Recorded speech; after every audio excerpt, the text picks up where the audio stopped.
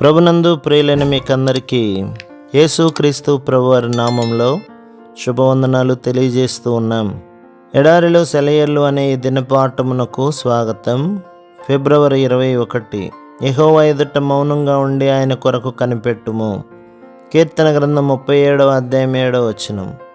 నీవు ప్రార్థించి కనిపెట్టి చూసిన ఫలితమేమీ లేదా?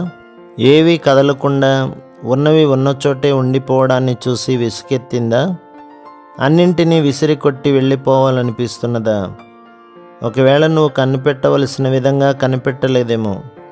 అలాంటప్పుడు ఆయన్ని కలుసుకోవలసిన సరైన చోటున నువ్వు ఉండలేవు. ఓపికతో దాని కొరకు కనిపెట్టుదుము. రోమాపత్రిక 8వ అధ్యాయం 25వ వచనం. ఓపిక ఆందోళనను తొలగిస్తుంది. ఆయన వస్తానన్నాడు. ఆయన వాగ్దానాలు ఉన్నాయంటే ఆయన సన్నిధి ఉన్నట్టే. ఓపిక నీ ఏడుపును తొలగిస్తుంది. ఎందుకు విచారంగా నిర్లిప్తంగా ఉంటావు? నీ అవసరం నీకంటే దేవునికే బాగా తెలుసు.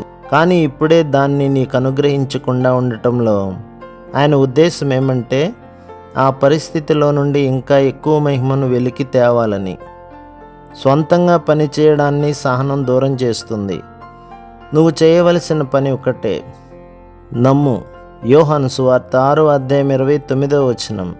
నువ్వు కేవలం నమ్మితే అంతా సవ్యంగానే ఉందని గ్రహిస్తావు. ఓపిక అవసరాలన్నింటినీ తొలగిస్తుంది.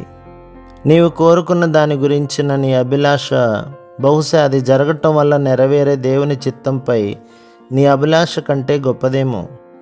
ఓపిక బలహీనతను తీసివేస్తుంది. ఆలస్యమవుతుందన్న కొద్దీ నిరాశ పెంచుకుని అడిగిన దాన్ని వదిలేయవద్దు.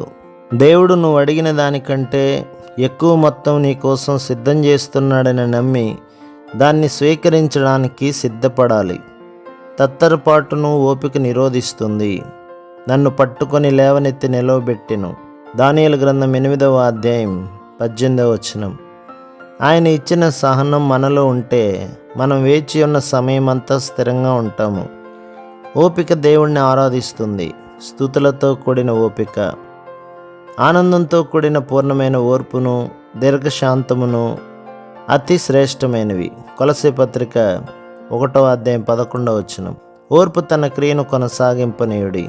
యాకోబు పత్రిక 1వ అధ్యాయం 4వ వచనం. నీవు దేవుని కొరకు కనిపెట్టే కొలది ఆత్మ సమృద్ధి పొందుతావు.